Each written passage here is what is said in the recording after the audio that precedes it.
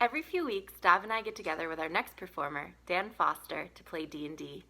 And in my opinion, the poem he's about to share, The Mouse, is a critical hit. Hello, my name is Dan Foster, and I'm going to read to you a poem from the book Children's Poems for Adults by me. Alright, so here goes. This is a new poem, and it's called The Mouse Who Never Left His House. Alright, The Mouse Who Never Left His House. Just outside of London, or around thereabouts, in a field near the woods, in a nice brown house, possessing no children, no roommate, no spouse, lived Henry St. James, a little gray mouse. The house, a small A-frame with decorative eaves, was perfect for Henry. In fact, he believed that his tension it eased and his stress it relieved. There was only one problem. He never would leave. When he was younger, he loved the outdoors. He'd gather with pals. At the time, he had scores. They'd stomp through the woods like they were dinosaurs, go romping and clumping and letting out roars. When older, he'd go out with friends or on dates, sip sweet barley wine, and eat tasteful cheese plates. But that wasn't the pattern at all as of late. As the years trickled by, he stopped calling his mates, and the dates as he aged were harder to come by. 6 years ago, had his heart broken by some guy. And since then, poor Henry had been a bit gun-shy, and so every day let a bit of the fun die. Providing his pleasure then, things and more things, big gadgets and gizmos, small baubles and rings, new doodads and whatsits, weird widgets with wings. These were his friends now, these were his flings.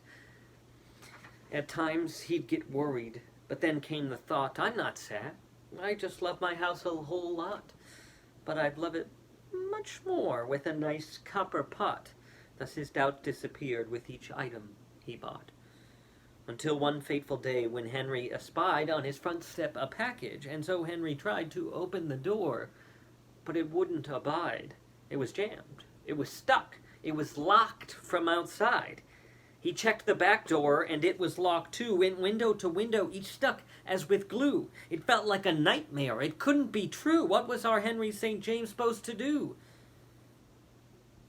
He pondered his fate, then said, "This is fine.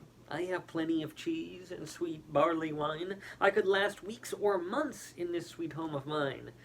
By the end of day one, he was on the floor crying, and whining and wailing and asking, "Why me?" sniffling and sobbing, while down on his knees a Shakespearean actor, in full tragedy, exhorting the heavens, "How will I be free?" And then he remembered, my things, oh so precious, they'll fix all my problems, they'll solve all my messes. He gathered his items, the pile was impressive. He tried every one, but there were no successes. Feeling totally trapped now, he began to shout, "This place is a prison! You must let me out!" But no one replied. His voice turned to a pout. "I'll die in this house. I haven't a doubt."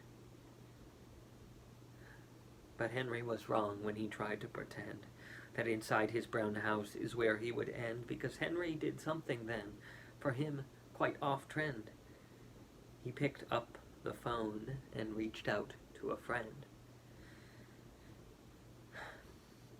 It's so very hard to make that confession, to give someone the truth and answer their questions, to lay yourself bare and trust their discretion, to say that I'm trapped in my house by depression.